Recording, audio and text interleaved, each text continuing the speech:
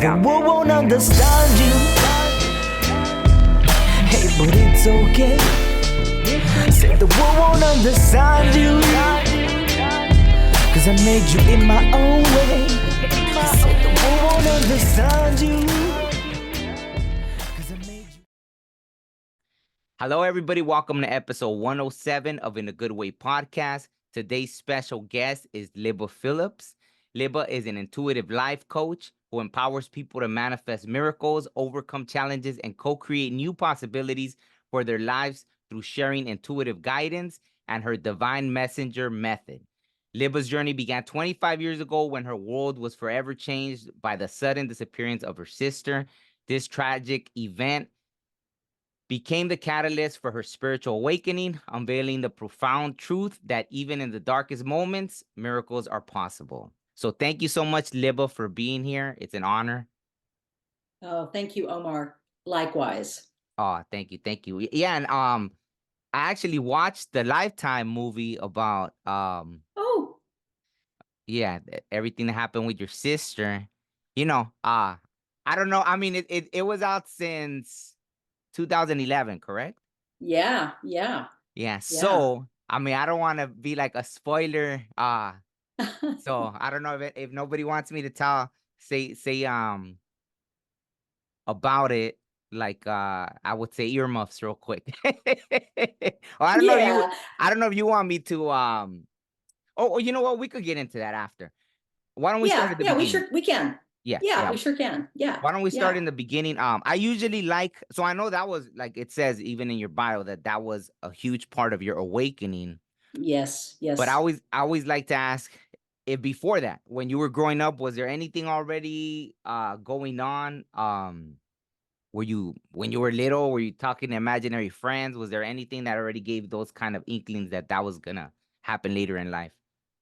Well, I will say that, like a lot of people who come to spiritual work, some of us come from challenging backgrounds, Mm, and the same can be said for me and my sister. So, we were raised in a home where there was a lot of dysfunction and a lot mm, of unhappiness and violence, even. And so, I learned from a very young age. I think, well, I came out intuitive, but, like all kids, but I learned that, I really had to rely on my intuition if I wanted to keep myself safe, keep my sister safe, mm, from people in our lives that were not necessarily stable. mm, And, as we got older, there wasn't really anything that indicated to me, that all of a sudden life would shift so painfully in mm. terms of her disappearance. But I did have, I guess, what you could call a premonition Oh. about a year before she vanished, maybe a little bit, 6 months before she vanished. We had come together at our family home to see each other at the holidays. And I was an adult at the time. I was living in California. I live in Florida now. Was Oh, living okay. in California, and I had come home to see her and my other siblings. And, you know, it's just that thing where you have a feeling, you can't put your finger on it. There was just a feeling of unease. Mm, And when we were saying goodbye, I went to hug her. And as soon as I could feel her in my arms, I just had this mm, presence that went all through my body. And I felt I probably will not see my sister alive again. mm, And I was so struck by that. And I was trying to explain it, you know, is everything okay? Are you doing okay? Can you, once we get back to where, we live, can you just send me a text? And when I got on the plane that morning to fly back to California, I just could not shake the feeling. And, mm, kind of went beyond anxiety. So that really was the first inkling that something's going to happen. mm, Something's going to happen. And it would be a little bit after that. I'll paint the picture for you. In those days, I was not a spiritual teacher. I was right. a corporate salesperson. I was in pharmaceutical sales. So, every morning I'd put on my business suit, I'd put on my heels, I'd have my briefcase, I'd hop in my car and I would go on to my sales route every day. So my life was very logical, open the briefcase, present the product, talk to the physicians, get in the car, go to the next thing, right? So it's very logical and practical, check off your list. So when I got home that day, I was exhausted from all the mentalness of the day. Wow. And I got a call. I almost did not answer the phone. I was so tired. I'm like, I just want to get in the bath and be done with this day. Mm. I have to meet my sales quotas and I just don't want to talk to anybody else. But I did answer the phone, and it was one of my other siblings letting me know that my sister Ashley had disappeared. Oh, wow. Yeah, yeah. And the context of that was she had been in a treatment center at the time. She had been struggling with a mental illness as well as a drug addiction, Mm. and they released her. She was an adult. She was a young adult in her early 20s. They released her without communicating that to my parents, and she was gone. Wow. She was gone. The thing that was so alarming about that was the police would not take a missing persons report. Mm. She was considered an adult, and lots of doors were slammed in my parents' faces, my face. We all, that began, how shall I say? It's hard to put like a blur into some type of chronological event, but that began a journey that if you had told me then, hey, it's going to take you 25 years to figure this out. Wow. Like, this is how hard this is going to be. I would have said, nope, thanks, bye. Right. But I had no idea. And in my corporate mind mentality, of, okay, take step A to get to step B I'm thinking to myself, oh, okay, we have to get the police to file a report. Like, that's the first thing, right? Mm. Then we have to get on the news, right? We have to do that. But just those basic things weren't happening. And that Mm. was the very beginning of, wow, life is not what you think it is. It's not what's happening right in front of you, right? Yeah. Absolutely. Yeah. And I was gonna ask you about that as well, because in the movie too, they don't show any part of your spirituality, right? Like that would have been Right. pretty. Right. That would have been a cool thing if they would have inserted that Yes. part where you're Yes. having the feeling and all that, about that. Yes. Yes. But Yes. see, so in the movie they actually show that she does return at one point, right? So did that in At real one life? Did point. that? So Oh, yeah. So we'll definitely get to that, but I will tell okay. you from the beginning, um, and something to keep in mind with the movie is that, that was an 89-minute, condensed version of that first 4 years. So it Mm, doesn't show, the 25 years, but I think what's important to highlight is that at the time, I was not really what I would call a spiritual person. mm-hmm, The only spiritual person that I had in my life in those days was my granddad. My mm, granddad was a minister. And so when Ashley went missing the first time, we were terrified for her because she was very vulnerable. She had been seen in those early days. She had been wandering around. She was mm, homeless. She was not in a good shape. Like I said, she was very vulnerable. The police would not take a missing persons report. They considered her to be an adult who was just crazy on the streets. mm, And to me, I knew that that was an extremely endangered position for her to be in. Um, so I came home. We're making flyers. My family and I are doing everything we can think of to do to, it's kind of like looking for a lost dog, right? You're making flyers, you're putting them up on telephone poles. It was a really dehumanizing event to not have that support. To add to that, feeling for me was sort of like personal insult, was that my grandfather was dying.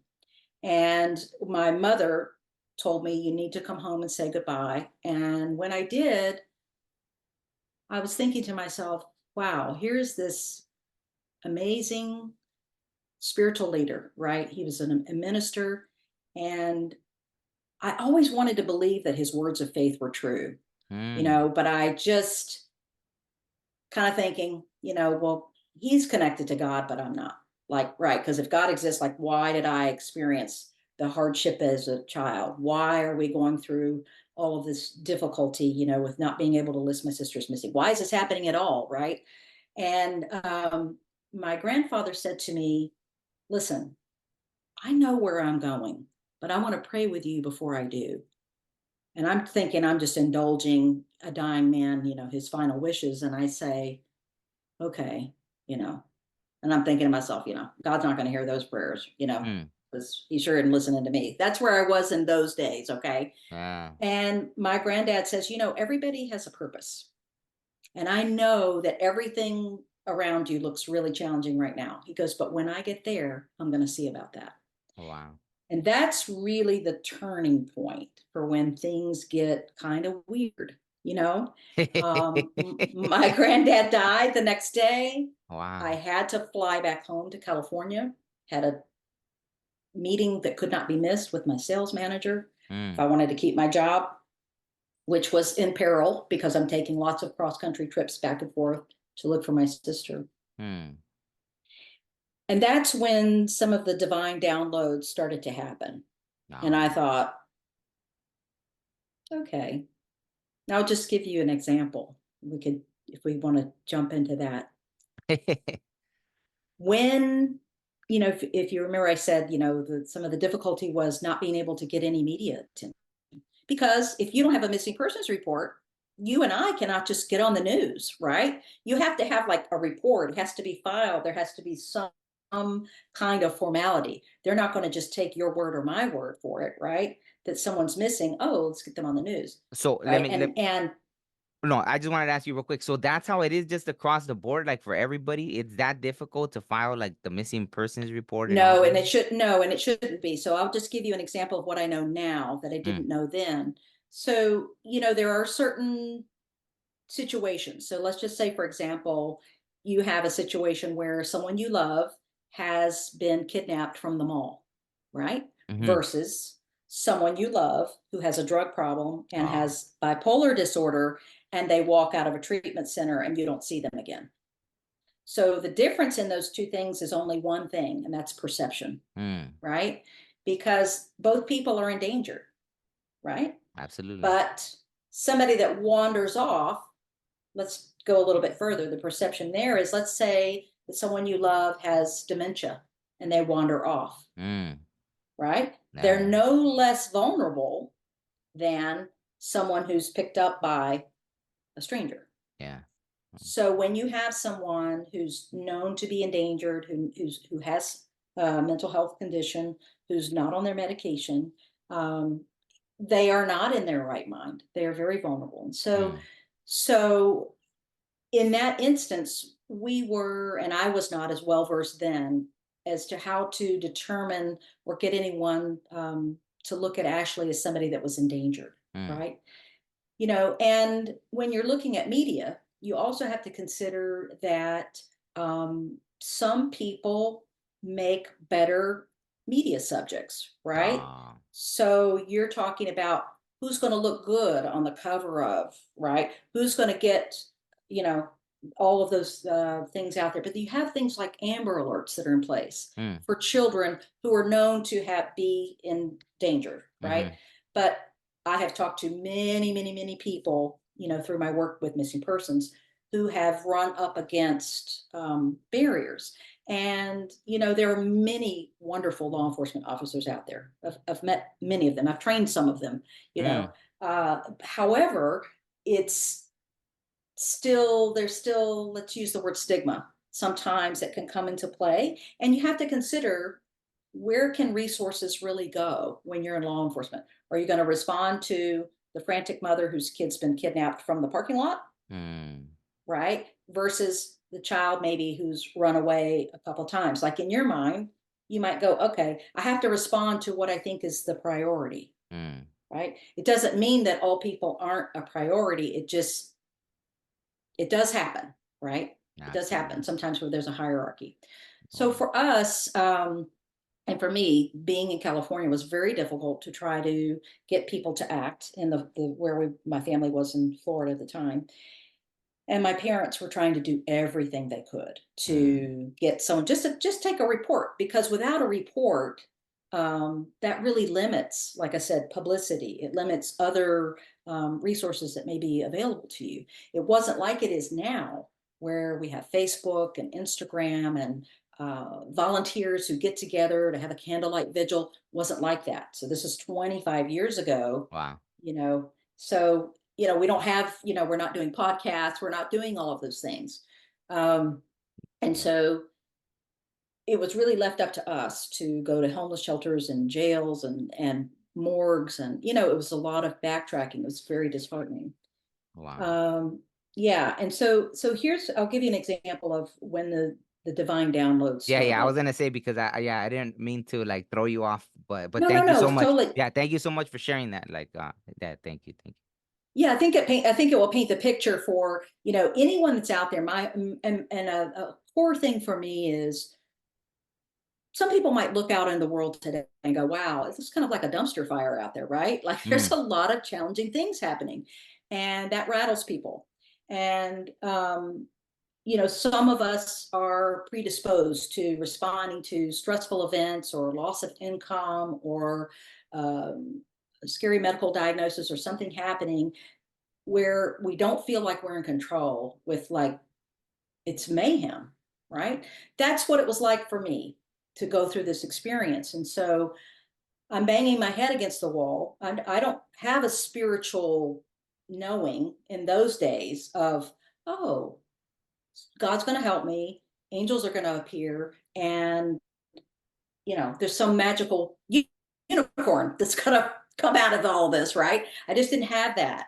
I was mm. blind. Like, that phrase, you see the light at the end of the tunnel. Well, guess what? In this situation, I'm in the tunnel. I got to dig the tunnel with my bare hands, and I'm the light. But I didn't No. know that then, right? Okay. And I think that anyone dealing with a challenge, unless they have some really strong faith, could probably relate to that. So I'm needing to get on the news. Mm, And I know how critical this is, and I still don't have that missing persons report. mm, And I start to notice things like, I'm receiving guidance, okay? Like intuitive guidance that's coming in, like, contact Jennifer Smith at News 10. Now, this was a mm, news anchor back in the day that was back in the city, and where I was, that was a well-known person. And I'm like, she's not going to talk to me, right? And I just kind of kept getting that. I'm like, okay, it's starting to feel obnoxious, like maybe this is just a OCD type of thought, right? Like, I just can't get it out of my head. So I do go to, I have to go on with my daily life. I have to keep working, which is very hard. I had to pay the bills. I had to manage my stress if I wanted to keep my job. And I did have a doctor's appointment throughout all of this. And I'm like, I go to the doctor's appointment, and I'm just really distracted. I'm like, I just want to get out of here and go on with my day. And the lady says to me, well, what's going on with you? And I'm thinking, if I just start telling her something, she just might start writing me all these prescriptions, like, oh, I don't have anything to help for you. And I said, my sister's missing, mm, and the police won't file a report. And I'm starting to get this feeling like I need to start this nonprofit organization to help other families, because every time I go out and search for her, I'm finding that doors are closing in our face because of privacy issues with homeless shelters, and even with emergency rooms and hospitals. And the police won't take the report. But I'm meeting other people out there who are looking for loved ones, right? mm, They're looking for their brother who had schizophrenia, who disappeared 3 years ago. They're looking for, their sister, whose last known location was on a park bench somewhere, right? mm, And I said, so I'm getting this, I'm trying to start this thing. And she was like, well, what do you need? I was like, that sounds like a really worthy thing. Like, you need help. And I go, yeah, I need help. And she goes, well, like what? And I go, well, I need to get on the news. And she goes, well, who? And I go, well, I don't know, Jennifer Smith, the News 10. I go, she's got like that bright red suit. She's like no nonsense. She's all business. Like, people listen to her, right? mm. And I think if I can get in front of somebody that people listen to, then maybe somebody will listen to me. Mm. And she goes, well, she kind of takes her glasses, and she pulls them down, She goes, well, you're not going to believe this, but Jennifer Smith is my best friend. And Wow. we go to church together. Okay, so I'm sort of like hearing like do do do, in the background. I'm like, this is weird. I'm getting goosebumps all over. And she goes, I can't promise anything, okay?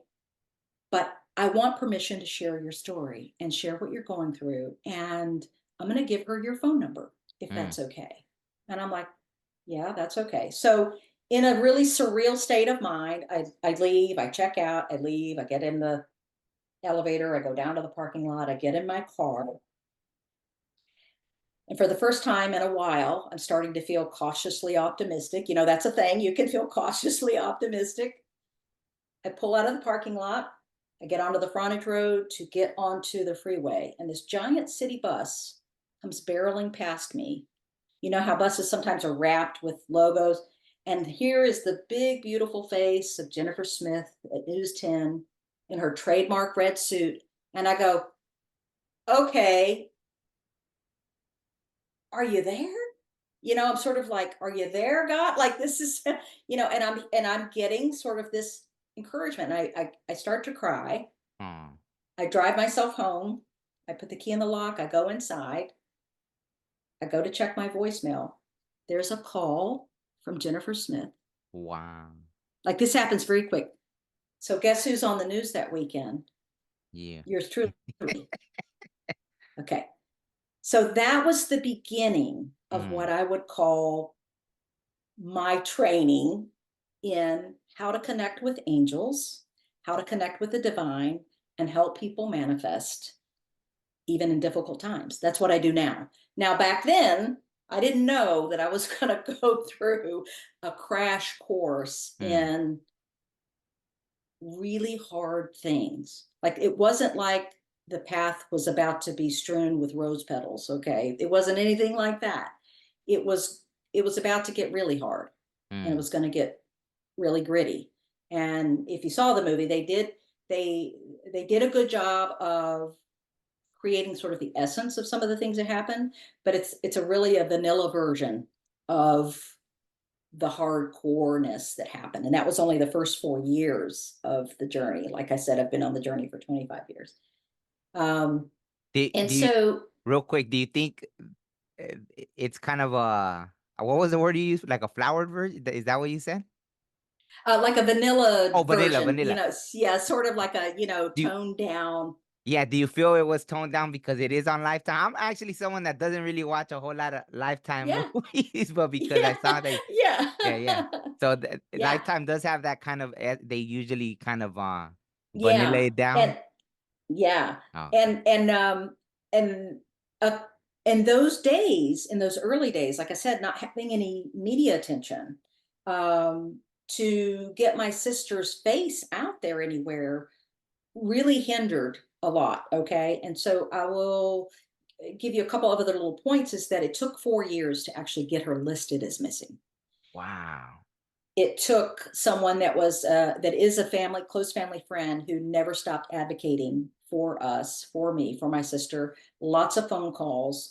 California Department of Justice made phone calls to the agency that's here in Florida, and they were not very politely told, "Stay in your own yard," right? Wow. And it was really, shall I say, this is a nice way to put it. It was really unjust what happened Mm, because my sister was worthy of an investigation, right? absolutely.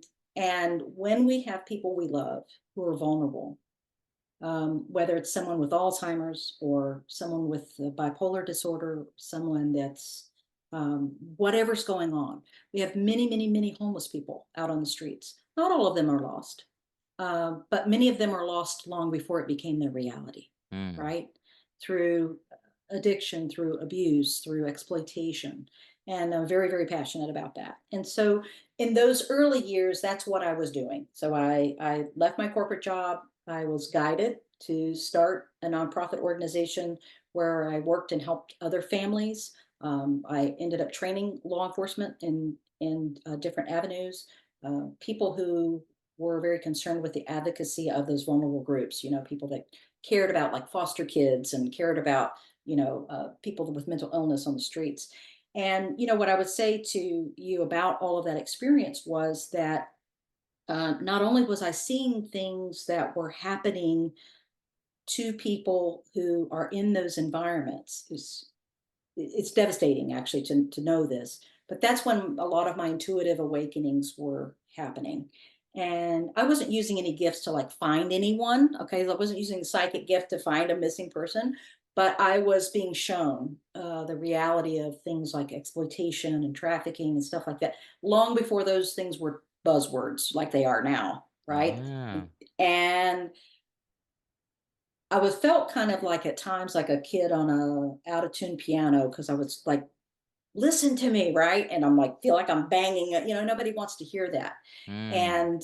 And I started to understand that in time this would make sense. And I'm like, really? That's all you got?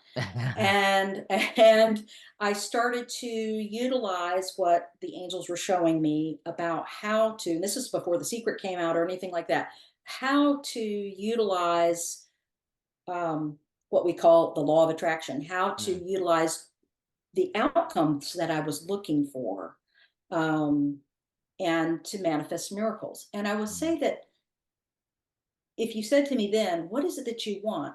What I wanted was my sister back. That's what I mm, wanted, mm, right?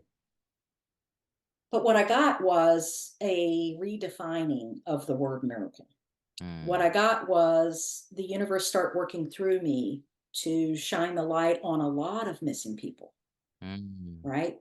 To make a difference in a lot of other people's lives through my own suffering.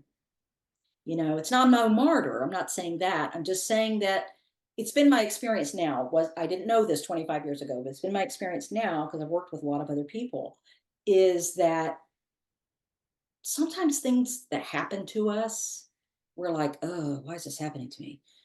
Sometimes there's a lesson for us in that. Sometimes there's something more that's kind of working through us. And what I have found to be true in some cases is sometimes the universe is working through you to help make a difference for somebody else, right? mm. And I just really believe that now. Back in those days, I was counting on my grandfather, to if heaven was real and God was real, then kind of by proxy, maybe I'd get into where I needed to go after I died, right? Yeah, But now I know that the universe is a living, breathing consciousness. And so, I didn't realize at the core of it all, as Wayne Dyer would say, we are spiritual beings having a human experience. absolutely. And if we remember that, then we might remember that we have help on the other side. And even when we're going through, like, forgive the French, really shitty things Mm, that like turn us upside down, if we know how to ask and we know how to get clear on what it is that we want, then we will be guided. mm, Divine guidance is a thing, and that changed my entire world. Knowing that, it did it get me what I wanted? Well, I got my sister back a couple of times. Okay, so let mm. me explain that. When you have a loved one who's on the streets, um, I used to also be a trainer for NAMI, which is the National Alliance for Mental Illness, and I Oh, used to speak at their conferences and things like that. So I was staying quiet about my divine downloads, right? I'm not going to look at any law enforcement officer or mental health uh, educator and say, "Oh, well, your angels are telling me," right? I wanted to like stay. In those days, I needed to keep it quiet. I needed mm, to be taken seriously and not be written off, right, as being crazy. And now I really don't care because, it's been 25 years and I think I have enough behind me to let people know, hey, there's nothing woo woo. I mean, the results sort of speak for themselves, right? absolutely. So, so, I think that in those days, being quiet about it was necessary. And I started to teach people quietly, like at my home, like other people would say, now, how did you do that? How did you do? So people would start to sort of come into my awareness, and I would teach what I do now quietly. But I was still very, I was quiet during the day, right? During my day Oh. job, right? And what I was learning was that people who are on the streets with mental illness, coming back to that, is they go through what I will call a revolving door, right? Mm. So it's the streets. Some of the outcomes are jails. Some of the outcomes are hospitals. Some of the outcomes are trafficking. Some of the outcomes are exploitation. Some of the outcomes are the morgue. That's your permanent outcome, right? Mm. And so what I was learning and working with that vulnerable population and working with families is, there's nothing wrong to have the desire to want your loved one home, right? But you have to realize that after they've been out there a while, even finding someone in that situation is very difficult. Without law enforcement, it's extraordinarily difficult. Trying to do it on your own, which I don't recommend, is a recipe for disaster, right? But what I was teaching people was here are the ins and outs. Here's what you need to know. If you find your loved one, these are the questions that you need to have answered. You need to understand what are HIPAA laws and what are privacy laws in your community. Are there Mm. any involuntary commitment laws? What are the things that you need to know to kind of set up success, right? And I was receiving new definitions for those words: miracles, success. Mm. Success for one family might mean realizing that an unidentified John Doe who had been buried 20 years before is actually their brother, Oh, right? wow. So Wow. those kinds of things happen. And so the after the first time that my sister was found, um, we were cautiously optimistic, and I knew that it was only a matter of time before Mm. it would happen again. Um, because in our country, we are dealing with a broken healthcare system, right? Mm. Sometimes people can't even afford insurance. And sometimes the mental health care is just not there. And the way that we would protect someone who's really vulnerable, right? We're not yet fully equipped. I mean, there's laws and things that are changing now, but it's taking a long time to move the needle. Um, so to fast forward, I guess about, let's see, 10 years into that journey, my life was changing significantly. I Mm. decided to leave California. I was coming back to the East Coast. I No. was, let's see, 40-ish then, 56 now. Mm. And I left my entire life behind in California. And I had had enough practice with, working with angels and things like that. By that time, I had been in Reader's Digest, I'd been in People Magazine, and Mm. I'm like, okay, this is amazing, but there's still this really hard thing out here, right?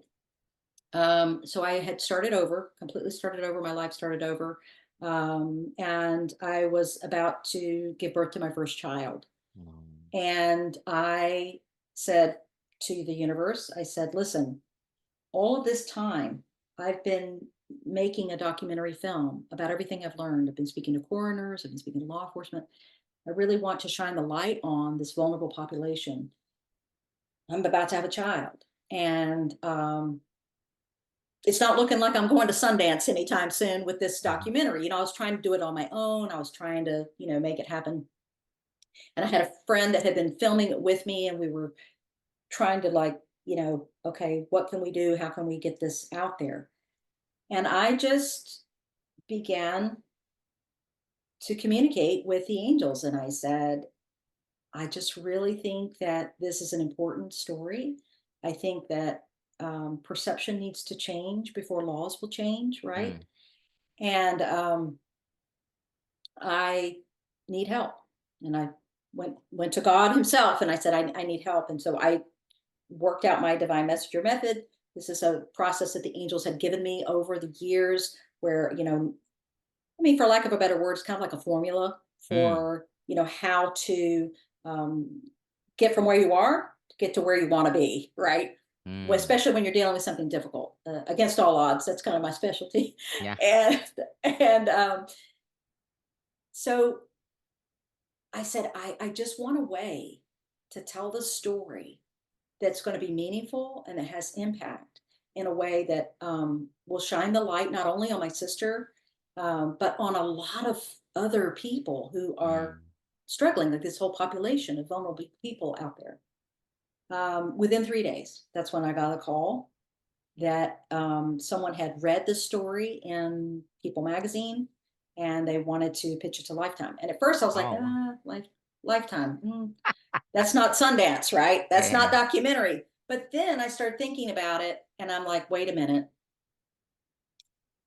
A documentary might get in front of a few people, but a Lifetime movie is seen all around the world. Absolutely. And I was a story consultant for the movie. Things were changed, certain names and things were changed, certain locations, to protect other people. Um, but then the movie, when it aired, it took a couple of years. We worked on it, until it got greenlit. And then it aired for like 10 years. Wow. And it went over all around the world. I mean, you could still watch it. You could go on YouTube and find it, Yeah, or yeah, that's you could right. you could Yeah. order it from Amazon. But so the thing about that's a miracle to me is I knew that the story was important. I felt like the universe was affirming me in that, like, hey, people of Earth, you know, you are always, you always have the capability to shine the light on something Mm. that's important, that's difficult. And this is what I think sometimes, I'm not saying every light worker, okay, but some light workers kind of, I think, have this idea that there's a spiritual bypassing, right? Like we don't look at difficult things, right? We're here to like love and light and affirmative, whatever, rainbows and unicorns. Okay. But we live on planet Earth, which does have some duality, right? And I think when we are aware that sometimes the universe will work through us when we are facing something really challenging,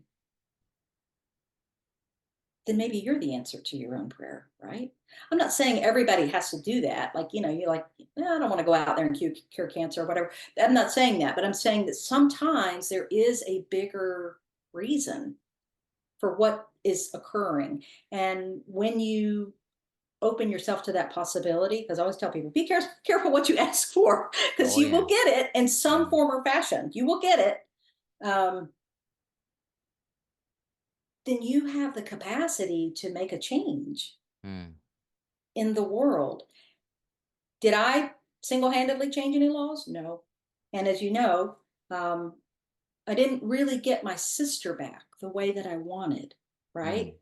It wasn't this neat wrapped package with this bright red bow at the end of the day. It was a lot of hardship. It was a lot of loss. It was a lot of broken heart, on my part, my family's part. Um, but it was the longest journey, I guess, to get me to the place of now of having unshakable faith, Mm. right? That yes, we can co-create our realities. Is a Lamborghini in your future? I don't know, but okay, watch The Secret and put those things into place. But if that's not working for you and you want to co-create lasting change in your life and you want to really connect to spirit, you don't need you don't have to have special powers to do that. I mean, my intuition grew and I trained with people and, but all of us have that. It's our divine birthright, right? Mm. And to me personally, there's nothing more reassuring to know that when my life looks like a dumpster fire, or I'm having a gravel in the blender kind of day, Mm. or a season that's really tough. I mean, I've had tough seasons since this, right? Mm. That I have a team that wants to help me. I have angels. I call them divine messengers. I have my granddad. I have spirit guides. And I know now how to read the signs, right? I know how to read the room. I know how to notice the synchronicities. I know how to um, get my ego out of the way and say this or something better, right? That from Louise Hay, this or something better. And sometimes God says, okay, well, I had this on my list and now you're going to do this part, right? So I'm making a joke, but um, I think that it is, that's the miracle, is knowing that you're part of the divine. It's not sort of this esoteric thing to say, I'm Omar, I'm one with God, but it's sort of like you are. And you have help on the other side. And yeah, things might look bad in front of you. Like people come to me, they go, I don't know how I'm going to pay my rent. Um, my husband left me, or I need a new job, or I just need to figure out how to make money. And I say, okay, that this is a process, right? Like, I just didn't get on Lifetime overnight. I didn't just, these things that happen, maybe they give me some credibility, but this was a in concert type of thing, right? This was a co-creation. And every single thing, even that new house you want, or a new apartment you need, or place to live, or job, all of it, you can ask for help and co-create, right? Right. And Yeah. I think that not everyone necessarily is going to manifest a Lamborghini or the cure for cancer or a mansion on a hill, right? But when you ask, help me manifest the next steps. Someone says, well, I just need to manifest some money. And I'm like, well, sometimes there's other things. Like if I work with someone and the angels, they'll show me and they'll go, well, this person really doesn't have a clue how they're spending their money. Mm. They need to start there. Like they need to start like tracking what they're spending. They need to maybe look at some other things. Maybe they need a part-time job before they, or a side hustle before they go be this other thing, right? And I'm not saying I have the answers to everything. I don't. I just help people to connect in a way that they can get those answers for themselves. And then once you do that, then you do start to look at the world as, oh, right, this is Earth School, right? Yeah, yeah, If I'm a, absolutely. yeah, if I'm a soul having this human experience, then I can remember, oh, I have lessons. Sometimes stuff gets really hard. Maybe I have some limiting beliefs about some things, but maybe I just don't have any faith because for me, I grew up in a situation that was very painful and difficult. And so my idea of God or the universe was, well, if that exists, then why was I abused? Right? Mm. Sort of this if then thinking versus, oh, there's more. But if I had allowed that to keep me bitter and keep me angry, and I was when my sister disappeared, then I never would have seen the miracles that were happening in front of me that were guiding me. Right? Yeah. Yeah. I get kind of passionate, I know. No, no, I relate to so much of your story, Yeah. and it's very refreshing to hear you have so much awareness of everything that happened, so it's Yeah. beautiful. I love your story. I Yeah. had something similar. I mean, I didn't want to share it till after, but my brother, when he passed away, that was the same. Like I had so many things, and even I mean, I went at it more spiritual, but I always stopped because he was in the military. He ended up taking his life, and the same, right? I threw a Yes. temper tantrum. I was upset because Yes. I do, I've always had communication with the spirit world, and I did have a Yes. premonition 9 months before this. I had a premonition. I just didn't Mm. understand it completely, and it's the only time I had ever woke up in my life with my whole face covered in tears, right? So I was like, "Whoa, what is?" Yeah. But in the dream, he was the only one in it. So I thought like half the world had died or something, and he was the only one. Like he was one of the survivors, because there was this Yeah. pain. I woke up with this pain and all this stuff. But anyway, so yeah, Yeah. so I've always thought like, man, was I supposed to go at it? Because it did bring attention to me, like, veteran, people in the military, right? Like Yes. Yes. there's this, like I don't know what the proper, I don't know, I don't know if the epidemic, what's the word when there's something Yeah. like very, where like 22 veterans a day take their Oh, lives. it is an epidemic. It Yeah, yeah, yeah. absolutely is. And yes, So I just yes. I didn't go at it that way, but I'm still thinking maybe in life, maybe down the line I can try to, go away from the spiritual because I was shown. So I wanted to ask you that. So not to go into Mm-hmm. my story, I Mm-hmm. wanted to ask you. Mm-hmm. So now, were you shown like that? Because I was shown kind of like if there was this agreement, right? Like between, Yes. and so were Yes. you shown Yes. something similar with your as painful as it Yes. was? You were shown all that. Yes. And I will say this. Um, so it has been 25 years that we've been searching. And we did get a call. It's been 2 years now. Got a No. call from a coroner in another Oh. state. And that in and of itself was miraculous in that a coroner had enough information to try to even find out that she was connected to someone else, right? Because Wow. the work that I had done all of the years before, we have over 40,000 unidentified John and Jane Does just in this country. Some veterans, that are lost among the homeless. We have a lot of, people that are out there for whatever reason, they are not showing up in any missing persons databases, right? Mm. And it's not like what you see on CSI.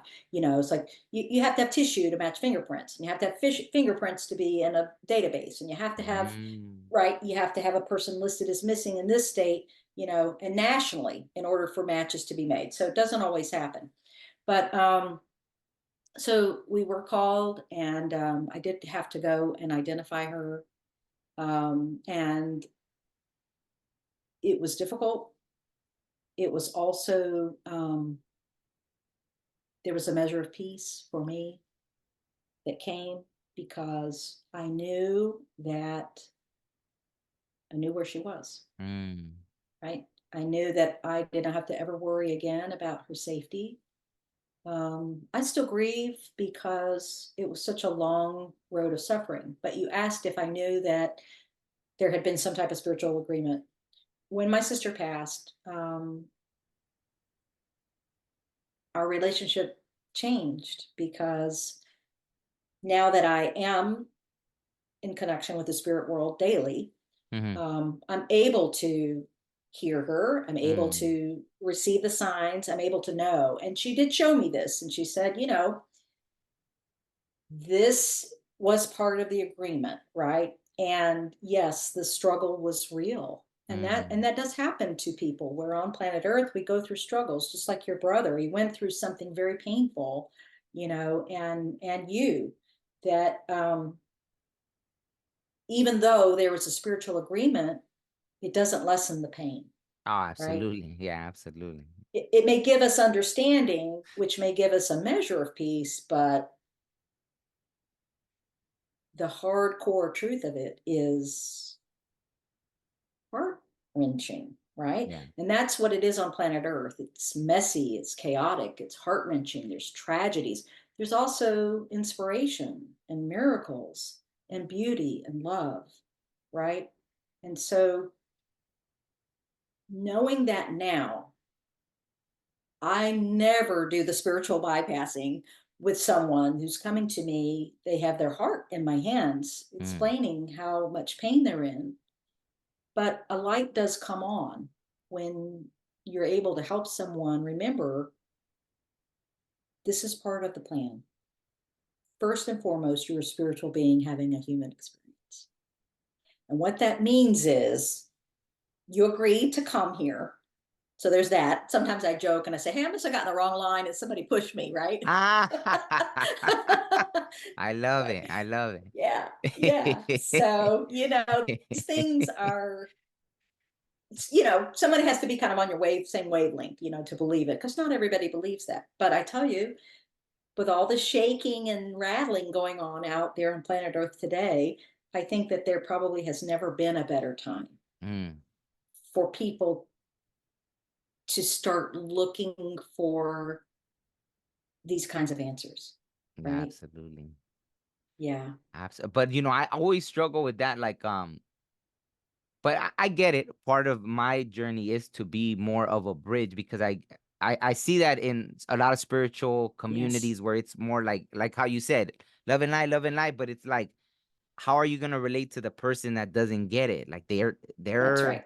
yeah. So how you said, like, That's right. never trying to bypass, like, I get it. And I get the frustration too, because I do see, like, I guess I attract that, right? I attract people that are going through things, maybe because that you could relate, so something guides them Mm-hmm. to you, but sometimes it is Mm-hmm. frustrating. And Yeah. like, even that, listening to you, I'm in like awe of, I guess you have more. I don't know if I've become less compassionate, but sometimes it's more like I want to shake them up, because sometimes I do feel like I'm being given answers that I could share, but even when I tiptoe, they'll get defensive. And I think the first step to healing is acknowledging what you're doing wrong, like the Well, and I would say this too, and that certainly resonates. But I think that sometimes here on planet Earth, it takes it takes a shake up to wake up, right? yeah. And so here's something that came into my awareness very recently is a feeling of frustration with someone close to me, who I care for, who really didn't want to change.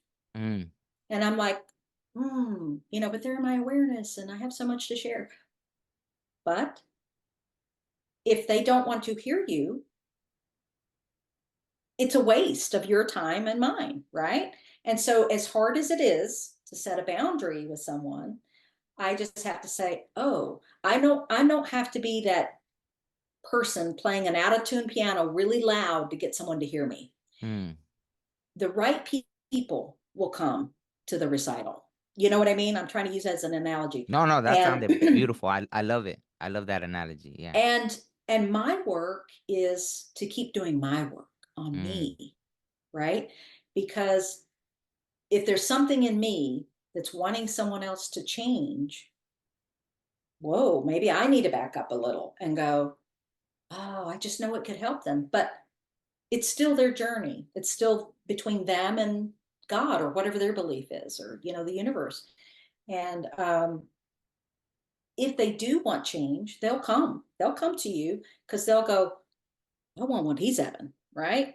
I want what she's having, because they see some measure of peace in you, or they see some result that gives them hope, right? And I'll just give you an example.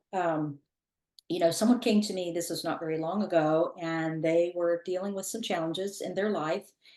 And at the root of it, I was being shown some addiction issues. And I was like, ooh, how do I say that? I was mm. like, I still can get tongue tied a little bit, like, wow, Absolutely.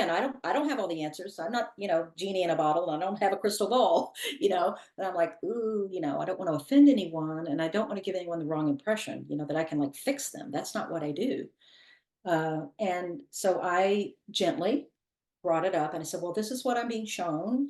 And, if you start there with healing that, because there's no spiritual bypassing, Mm. right? We can sit over here in a corner and meditate all day long about that red Lamborghini. But if you got 3 DUIs, I got news for you. You ain't driving that Lamborghini, right? So it's sort of like that. It's like, I mean, I'm making a joke, but you know, we are here, in our human experience, having very real, difficult shit happening in our lives. And even those so called most enlightened people, they got something going on, right? They may not be telling us about it, but we all have something. We all have hard things that we just can't seem to overcome. And it really does come down to being honest with oneself about how badly do you want change? Or how honest are you willing to be with yourself about why you don't have what you want? It's not about, oh, I don't know how to have that mansion, because I visualize it every day. Well, how are you managing what you have? How are Mm. you managing the $367 that you have in your checking account? How, are you just throwing money at the next whatever get rich quick scheme, or are you doing the due diligence? I'm just using it as an example, right? No, but it's And perfect. It's perfect. Yeah. yeah, and I just tell people, this is no get rich quick thing. You have 3 sessions with me and off you go. It's if you want change, you want to be empowered to connect with your own divine helpers and start to recognize those signs and nudges in your own life. Like I can't do it for you. I don't have that kind of time. But right, it's once you start recognizing it. I mean, it took me 25 years to, I don't want to use the word perfect, but to really understand the gravity of, oh, this does not absolve me from challenges. I mean, in my life, I've had a cancerous tumor. Oh wow. Jane, our mutual friend Jane. Yeah. She helped my family and I through an extraordinarily difficult medical situation when we Mm. all were exposed to mold in a former home. Had a collapsed lung, Wow. lost all of my possessions in my house, a Wow. lot of things. Now, yes, I have a new house. It manifests, things, but again, it's like the universe is like, well, how serious are you about teaching this? Well, let's give you a lot of practice, right? Mm. So, and I've had a lot of practice. And it doesn't mean that you got this horrible situation and it's going to come out with glitter over here, but you're going to learn what is the next step? What miracles might be possible for me? What's my definition of a miracle? How much faith do I really have that no matter what, if I'm flat out homeless, that I'm going to be okay, Mm. right? I mean, I don't know about you, but when the world was rattling for me and we did lose our house because of mold, and we Mm. had a Wow. bad landlord and the whole thing, I was like, you know, brought to my knees, Mm. thinking we're never going to get out of this. But we did. I met Jane, where medical, uh, science could not heal the collapsed lung. She did. Wow. Again, mind blown. Okay. I mean, there's a lot. Yeah, we still have other health challenges that we deal with, but like the whole thing is like in music you have your metronome, right, that Mhm. keeps time, right? And so that's how it is with life on earth. Time keeps going, right? Sometimes we're going to fall over and the metronome's going to fall off of the piano onto the floor, and we just have to pick it back up and go, how do I get back in the rhythm of knowing what's the next right thing for me to do? Yes, it'd be great if I had $1 million in my bank account, but someone says, well, I don't have this. And I'm like, well, it sounds like you need to get a job. So let's manifest, let's work on that. And when you know how to connect with your angels to help you get that next right job, or that next right media interview with Jennifer Smith Mm. or Omar, right? You know, then then the universe comes in sometimes with things that you couldn't have imagined on your own. Mm. And then you connect with someone, and you're like, I'm sure this happens to you all the time. You're like, I was supposed to meet that person. Oh, absolutely. Absolutely. Yeah, Yeah, yeah. absolutely. Oh, go ahead. And then anyway, I could go on. No, and I wanted to ask you, I wanted to make sure to ask you about that. So now, can you visually see like the angels or the loved ones that have passed or people on the other side? Are you now able to see that visually or you Well, I just it's more for me a hearing.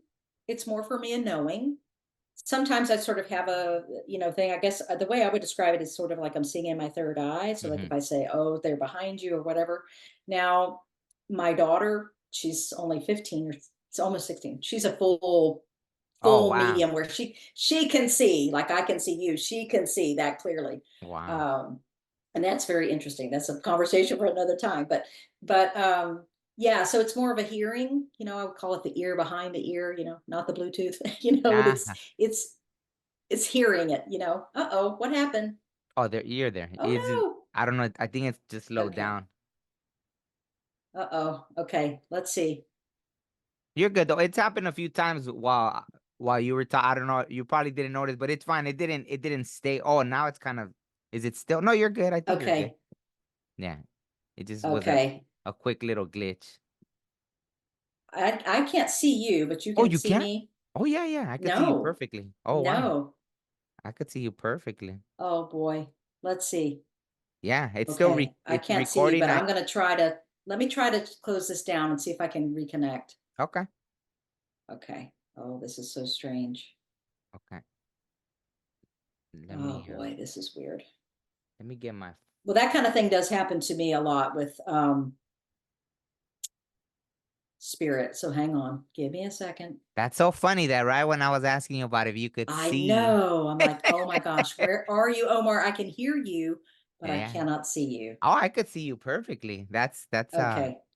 yeah, that's amazing. But it's so funny, just the Jeez. timing, right? Maybe they just wanted to do that for the I timing of know. it. I'm like, where are you? This is Yeah. so crazy. Okay, you're back.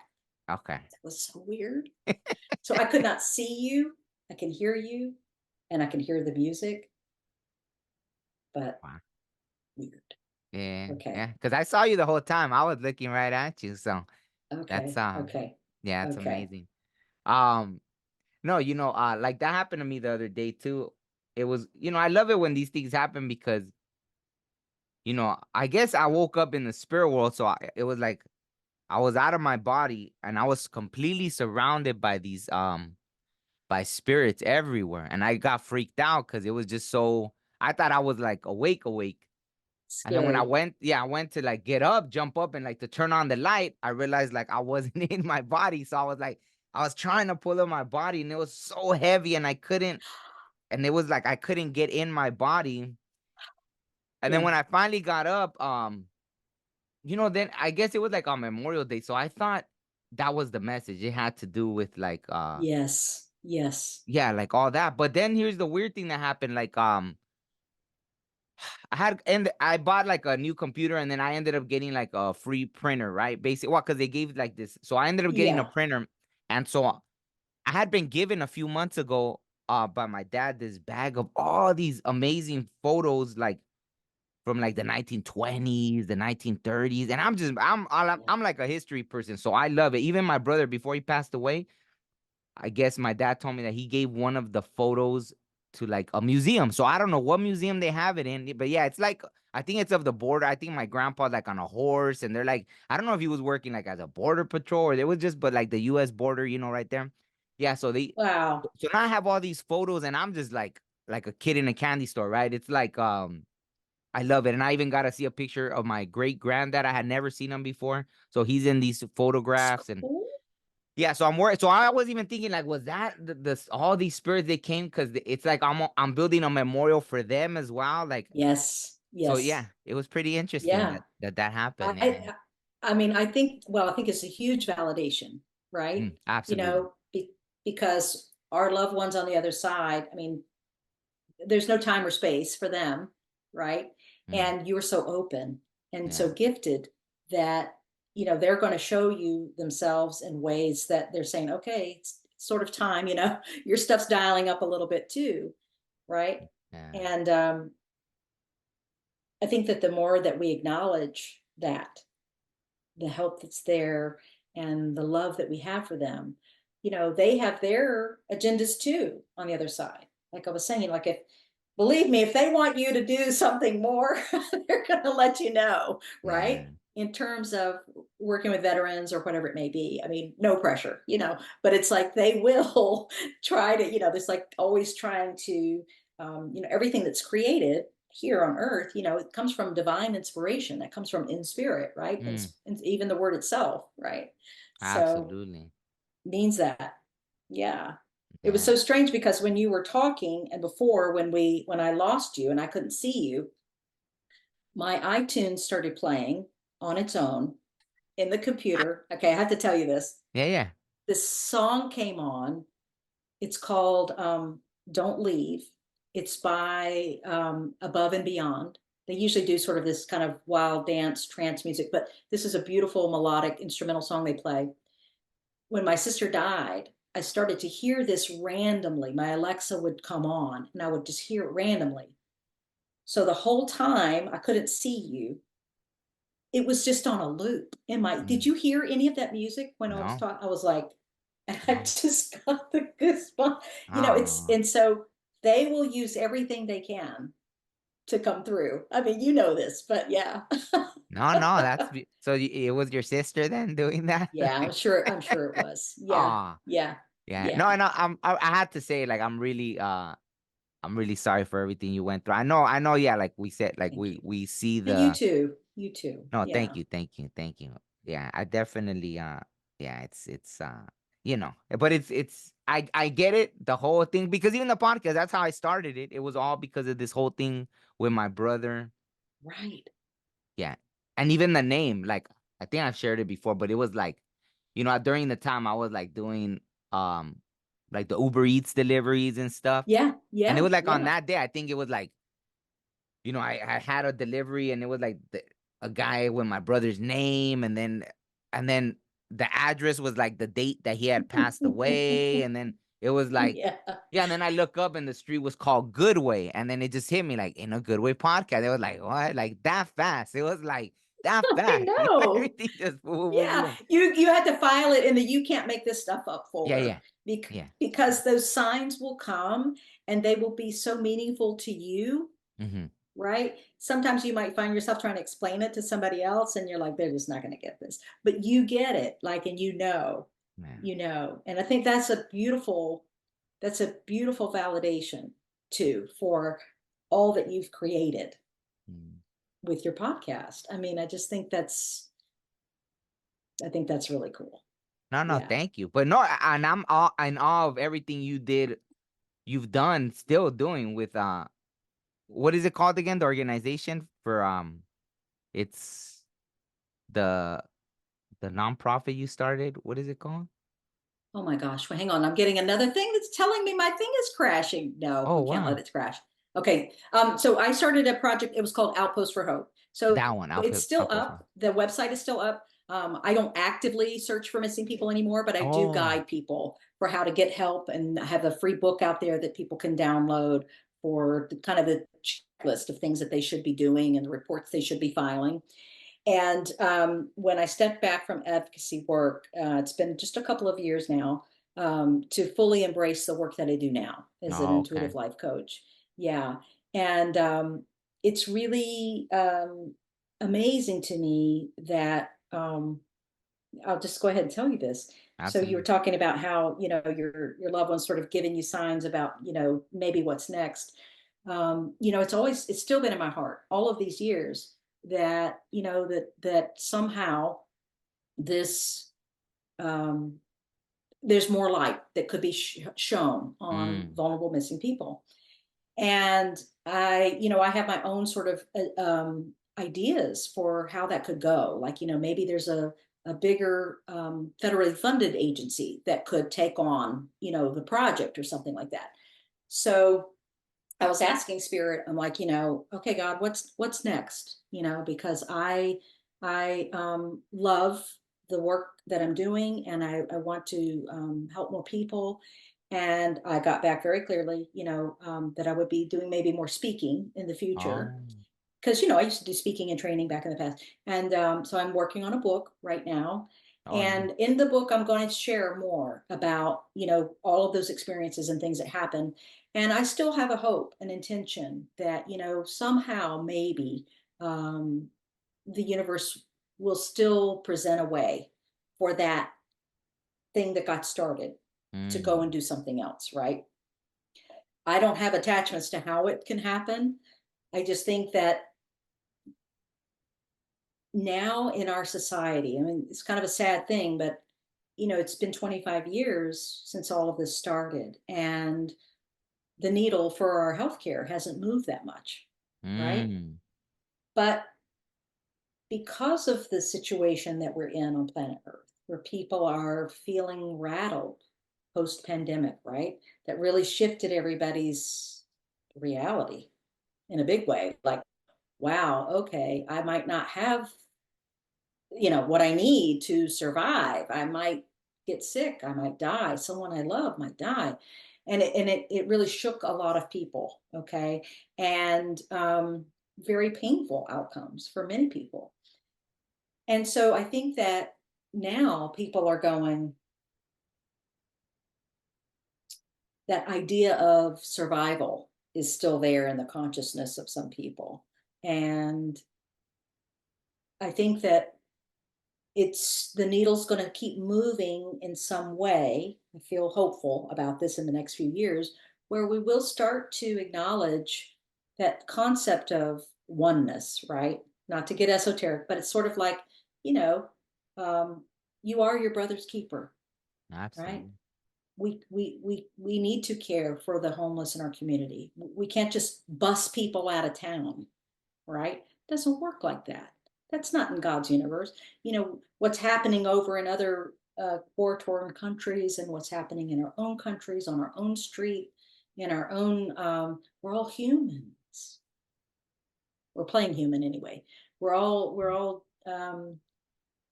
love, right? We all have loss. We all have despair. We all have hopes. I could care less what political affiliation you are or what, it's just but I understand the rattling of the cage, right?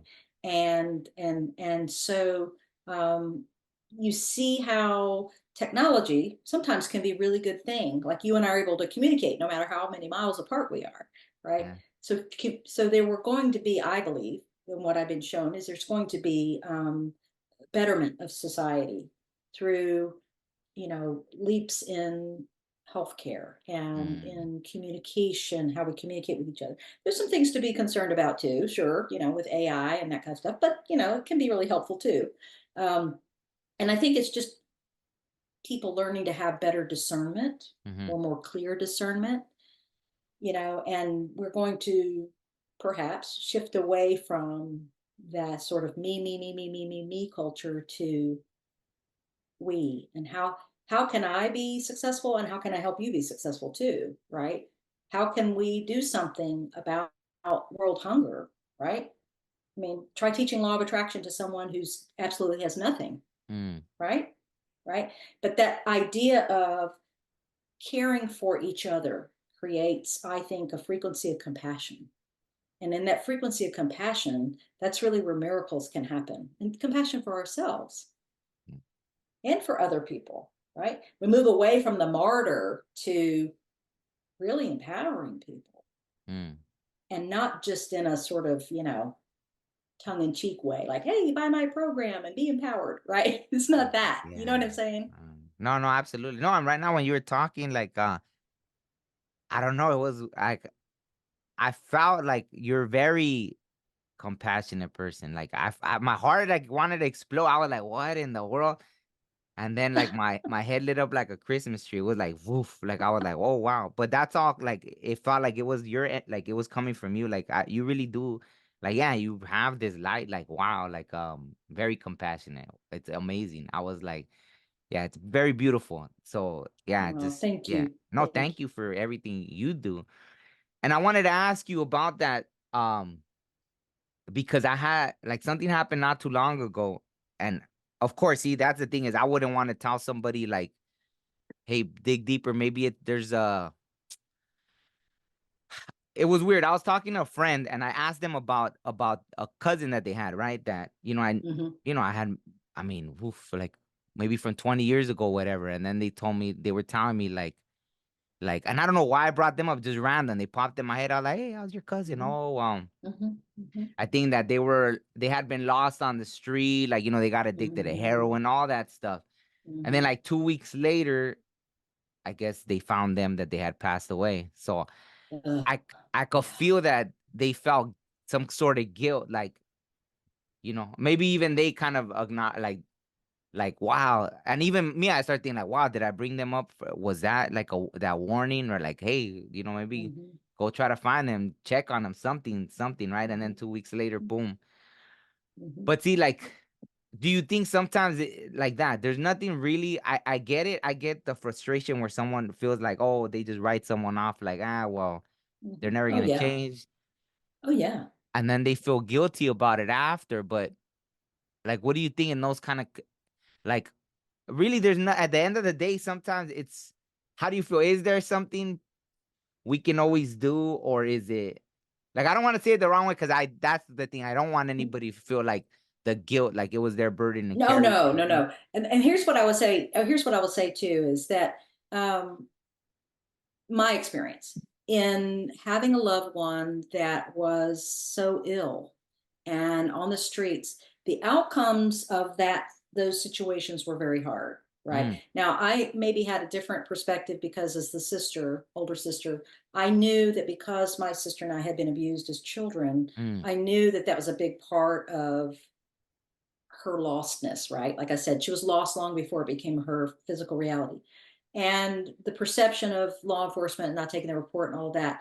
But I totally get it. And there were times in the journey with my sister over the years, even before her going missing, that I was very frustrated. When you have someone you love who's an addict, I think that boundaries are very important. And I think that just because I love you and I miss you and your life is a train wreck doesn't necessarily mean that I want you to sleep in my house, right? Now, if you want help and you ask me for help, then I might have boundaries around what that might look like. Like, hey, if you stay with me, what that means is you got to do this, this, and this, right? And unfortunately, what happens, I think, in a lot of times when you're dealing with someone in that situation is, let's just say it's a parent who is concerned for their adult child. They will enable them to the nth degree. And I've seen that a million times. And I don't agree with that at all. That's not what I'm saying at all. But I also think that there is a real core need for understanding in our society because mental health is a real thing. I mean, we're seeing the fallout of mental health being at a breaking point post pandemic now. Absolutely. We should have been recognizing it for years with our veterans, right? So, right. And, many people are becoming homeless because they can't afford it. It's not just an issue of poverty. It can sometimes be a mental health issue and or an addiction issue. Which came first, the chicken or the egg? I don't know. But it's all part of it, right? And you have people through no fault of their own who are just trying to make a better life.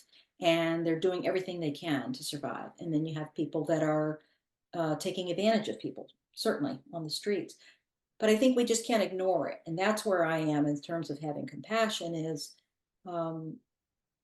understanding that we can look at something with a shift in perception. If I don't look at it with judgment, then I would say, well, why didn't she get a missing persons report? Could that have avoided anything? Could that have prevented her from being trafficked? Could it have prevented, right? And so there's certain things I didn't talk about on this video, but I will say that when you have a loved one that's on the streets, especially a girl or a woman, there's a lot of really egregious things that can happen to them. And certainly happens every day to runaways and kids that are aging out of foster care. People think trafficking is things that only happen in third world countries. I got news for you. It happens right here, right here. And, it's the oldest law of the jungle. The lion looks for the weakest prey and those who won't be missed. That's just how it happens. So could I have changed the outcome of Ashley's story if I had found her sooner, if law enforcement had acted sooner? I don't know the answer to that.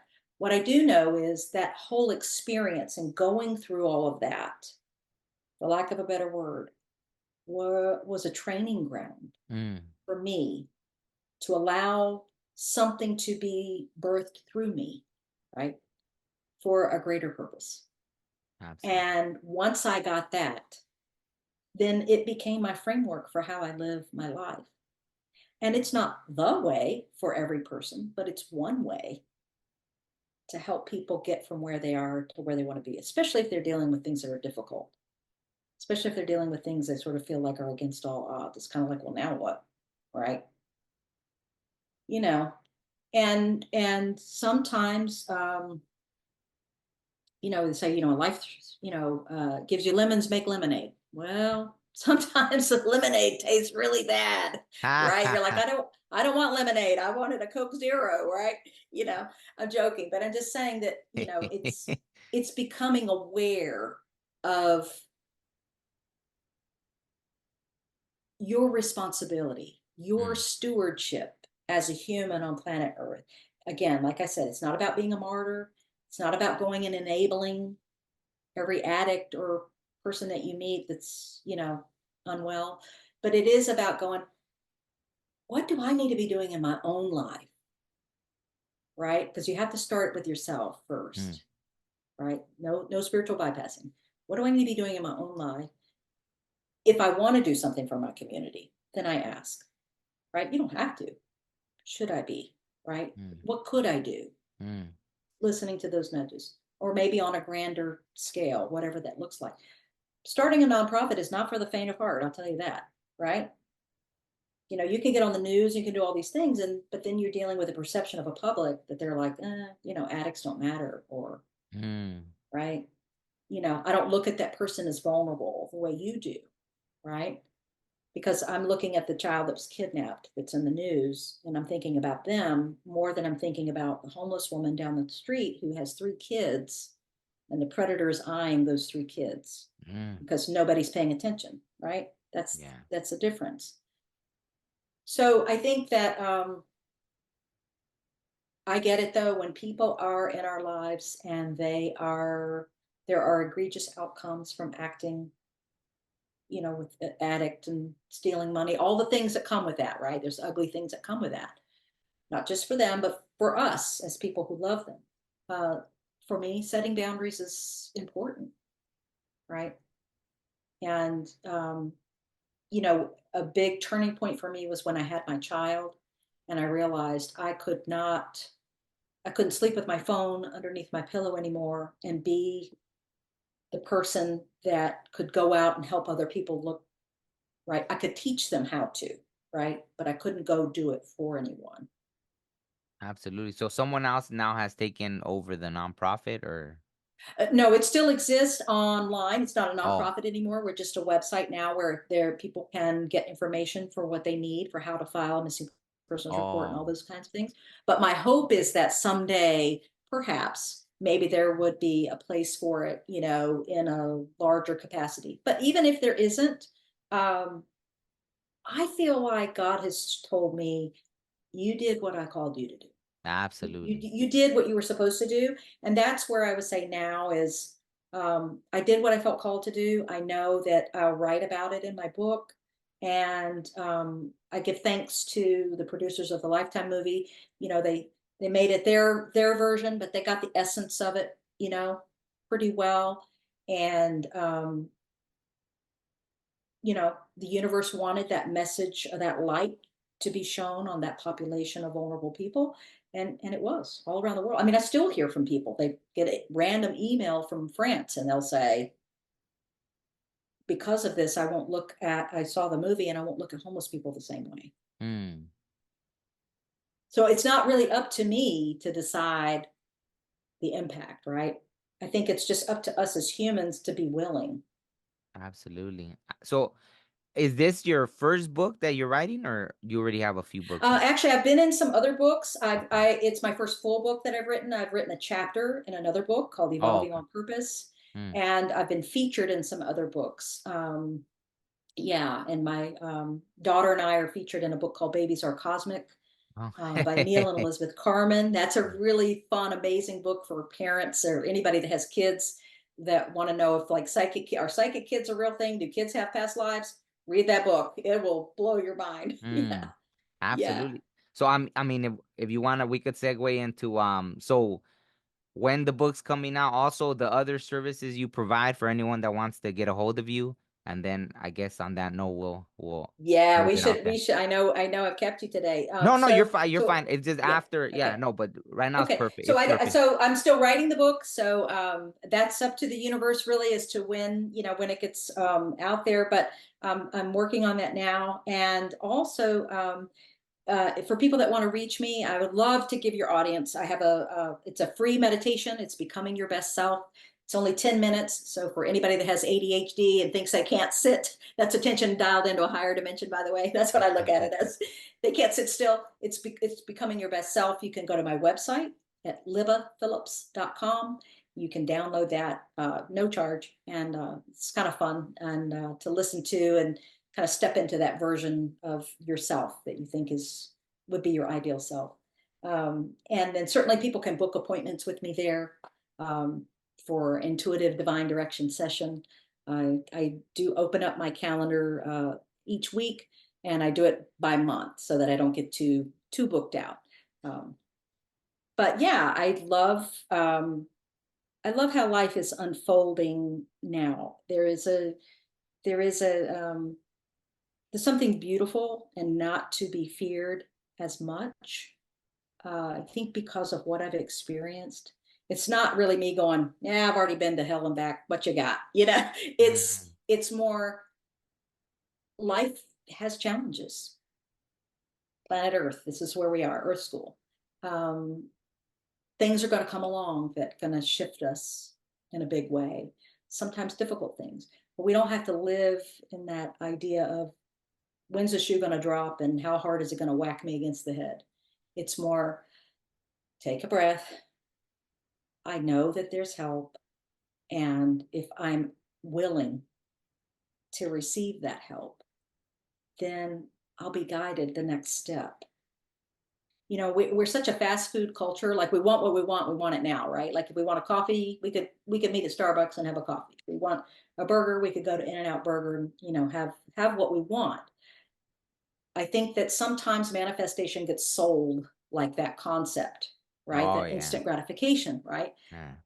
But again, taking that spiritual bypassing out of it and going, what is it that I need to know right now? Like I'm dealing with whatever it is, debt, or can't make my house payment, or I have a cancer diagnosis and I've got this great doctor, but I'm scared. But how much better would you feel if you knew, or how much more reassurance are you willing to receive? I should say that. If I knew I'm being guided, Mm. right? And the next step's going to come. And while it's, and I always joke about this. I was laughing with Jane about this the other day. I said, "Hey, this is what it looks like while it's working itself out." Yeah. Right? Because Yeah. sometimes life looks pretty messy. This is what it looks like. But if I'm affirming and I'm focusing my mind and I'm allowing the angels to guide me and my helpers, my divine messengers, and whoever that's helping me on the other side, then when I get that validation and I go, oh, I'm on the right track, right? I'm going to keep going. And then I meet someone. I'm like, I was supposed to meet them. Okay. That's how it is. It's like, it's not, I place my order, I go through the drive through and I pick it up. I mean, that'd be amazing. And maybe some people can really do that. And sometimes things do happen very quickly. Like you said, you pulled up, the street sign was that, and you knew, like, here's the name, right? It Mm. can happen like that. Um, but I think it's about being willing to align with the process of possibility. Absolutely. Absolutely. No, and you just reminded me of, I mean, there was something that happened a little before that, and it was crazy because, well, it's a long story. I think I already made a video about it, but it was like I had met someone, I was working on something. I'll just tell you real quick because actually she ended up being from Florida. So it was all Hmm. these parallels, but opposite, right? It was like on my end, we were three brothers. On her end, it was three, three women. Hmm. She was from Hmm. Florida, which is like the California of the East Coast, So it was Hmm. funny. First, we started comparing amusement parks. Like, oh, you guys got Universal. Oh, we got Universal Studios. Oh, you got this. We got this. Yeah. Next Yeah. thing you know, I don't know why I opened up to her about my brother, Hmm. and then she opened up that she had. Well, her cousin was like a sister, right? It was three women, Yeah. but the cousin was like a sister, and then after she said that she had taken her life as well, like my brother, and then I don't know what I was like. When was her birthday? And it ended up she had the same birthday as my brother, so I was like, what? Like there was all What? these. Yeah, like mind blown. Yeah. Yeah, it was like, no way. Yeah. Out of all, there were like Yeah. 300 people there. I talked to this one Yeah. person. This is the person I was drawn to. Yeah. Here we Yeah. are. And then this, so Yeah. I was, and at the time I had kind of pushed the spiritual side. I was like, I'm kind of tired of this. And they put me in this thing where it was like, fine, okay, I get it. It was like, boom. So then I start paying attention again to everything. Boom, Yeah. boom, boom. And then, so Yeah. I think that kind of led me heading into like the other signs for the podcast. So that I just wanted, yeah, Yes. to share that real quick. Yeah. Yes. So those mind Yeah. blowing things that it's like, okay. Like someone would have a Yeah. better chance of winning the lottery than all these things with this one Right, person. right. Yeah. And Yeah. this is where, this is not my term, but I read about this term. It's called God winks, right? Like, Mm, where, people can dismiss it as, oh, it's just a coincidence. And I'm like, look deeper. Okay. absolutely. Because that's how I live my life. And, I mean, I didn't do all of that just on a whim, willy-nilly, right? Like I had help and I had to pay attention and I had to work for it. Now I am in awe when I see things that I know are from my sister, like I Mm, can be at a stop sign and I was, kind of in a bad mood and I was sitting at the stop sign and I'm like, oh, I really need help and with this XYZ thing and I just feeling frustrated and I just like started to cry and I heard look up and I looked up and this giant furniture truck passed in front of me. It was Ashley Furniture. It was Ashley ah. Furniture. Yeah. And I could Wow. hear her saying, look up, girl, look up. Yeah. Right. Oh, So man. I tell people there is nothing insignificant about a butterfly in front of you. You don't Absolutely. have to get the big semi truck. Okay. That's cool. But I mean, evidently I needed that because I was getting in my stuff that day and I needed Mm, the big sign. absolutely. And they're always signs are the language of the universe, right? It doesn't matter what language you or I speak. That's the universal language is signs. Yeah. No, Yeah. absolutely. Let me share the one real quick with you because Yeah. no. So Yeah. even after my brother passed, I don't think it was even a year after he had passed. I got invited to the ceremony, and I had to drive like I don't know, like 5 6 hours, like 6 hours up north to Yeah. to to Yeah. go, and it was almost like they invited me by kind of accident or something because I didn't really know this person. But I Mhm. get to the ceremony, we're all like in this circle. And so I went to sit by this person because I don't know anybody else. They could guide me. I had never been to that kind of ceremony. So I was like, you could tell me the protocols, like what am I Yeah. supposed to do, what Yeah. not to do. Yeah. And so then after they were like, oh, I reserved this spot for someone else. Like, if you could go. I was like, wow. Okay, so I go sit over there somewhere like on the other side. And they're like, oh, they have this guy that's gonna sit next to me, and that he'll tell me anything I need Yeah. to know. And after Yeah. all, whatever he says next to him, and when we introduced ourselves, out of all things, he had the same name as my brother. So I was like, oh wow. So then it was like, okay, I was meant to be here. Cause Yeah. even that, I was like, how am I just? I don't know nobody here. I'm driving these, like almost 6 hours to the ceremony, and Yeah. then the Yeah. person that I knew, like, just told me go sit over there. Well, out of all things, this person ends up having, and I was like, oh, I'm exactly where I'm supposed to be. So Exactly. yeah. Exactly. And something cool that happens, I mean, that is extraordinary. Okay. The cool thing is, in and of itself, beside the fact that it happens, is that when you remember that it happens, write it down. This is what I do myself and I share with clients. When you write it down, you start to build your evidence, right? Your Absolutely. evidence. And so I call these my 11th hour prayers. Okay. Mm, So, like when I'm in the middle of something that seems really insurmountable, you would think I could be my own cheerleader after all the stuff I've been through. But clearly, I'm in the remedial program sometimes, like any other human whose cage gets rattled, right? And so I'll go review that list sometimes, and I'll go, okay, and then I'm like, that's right. I'm willing to believe there is something so much bigger than me. And it's bigger than my problem or my challenge or my issue or my desire. And your brother, my sister, they are as present as they ever were. mm. Showing up in the gentleman that sat next to you, showing up today, making my computer go haywire, right? Yeah, I love We're it. Yeah. just not going to get away with having the blindfold on. Yes, absolutely. Absolutely. Even in our moments of doubt, if we can just come back to that, like sharpen the lens, and go, okay, what would you have me do? What can I do? What's the next step? Mm, And it's kind of like eventually you'll get to where you're going. Maybe it's the fast food experience. That's wonderful. You can get it a lot quicker. mm, But you're going to get it when you learn to start asking the right questions and start remembering who you really are and whose you really are, mm. right? Absolutely. Absolutely. No, no, thank you. No, no, that was beautiful. Yeah, like I'm so tempted to keep like sharing stories, I know, I but know. yeah, We yeah. could probably talk. Maybe we can talk again, but that was Absolutely. so fun. No, no, Yeah, I would love love it. that. I would Love love it. that. Thank you. Your energy Yeah, is amazing. Like I feel like so I don't know, I felt great like, having this conversation with you. It's yeah, amazing. Thank you yeah. for everything you've done and will Oh, do. thank you. I I Thank I I you. definitely feel like you're definitely gonna continue on, your experience and your contribution. I mean, willingly too. Like you don't even you just have this compassion.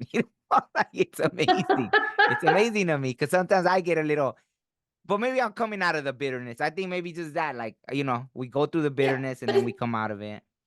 well, we in any moment, right? We can be bitter, we can be better, and we can sometimes be both at the same time. That's the thing. It's not either or. Life is messy and awful and difficult and tragic, and it's also awe-inspiring, right? Absolutely. And so it's like going, oh, I have the capacity for all of that at one time. It Mm, can feel it can feel really disagreeable. Like, right? I just want to be happy. I just want to get to the good stuff. I just want to, but that's whatever your life path is, whatever mine is, whatever we've signed up for. Um, we have help for it. I mean, at least for me, that's reassuring. It's like, okay, absolutely. if I believe that I signed up for this, and I do believe that, then I believe that I didn't just get dropped off here. Like, okay, girl, you're on your own. See you Ah, later. yeah, Right? Right? yeah. Yeah. So No, no, thank you. Thank you. Okay, well, I definitely love to do it again. Thank you, thank you. Liva, so much. Thank you so much. I'll put all your contact information in the description so Awesome. anyone that wants to Awesome. reach out to you. And please let Thank me you. know when the book comes out and I'll put the link to the book as well. Oh, well, awesome. Thank you. And this Absolutely. was such a huge, huge blessing for me. I'm so grateful that Jane introduced us. I mean, any friend of Jane, I mean, by the way, she just thinks you're the cat's meow. And I have to Ah, agree. I have to agree. And thank yeah, any friend of hers is a friend of mine. And, I just, again, that's one of those divine appointments. It's one of those things where you're like, okay, here's an intersection, and I'm trusting the next steps, right? And you. so anyway, this is a big, beautiful gift for me to be able to do this. So thank you so No, much. thank you so much. Thank you. Likewise. And I guess on that note, yeah, we'll have to do it again. And thanks for We will. everybody that watched as well. Thank you. Okay. Yeah. Have a Okay. great one, Okay. Omar. We'll You be in too. touch. Okay. We'll Okay. talk soon. Bye Okay. Bye bye. bye. Bye. Life may move fast, or it may move slow. I met a silly man who said he'd make it slow. We look up out towards space, or even at the sky. One that gets away, but never look inside. Breathe in, breathe out. Life is a maze, but we'll figure this out. I mean, human beings, I ain't got no doubt. Yeah, that's right. Yeah, sometimes you just feeling it, you know what I'm saying? You just feeling it.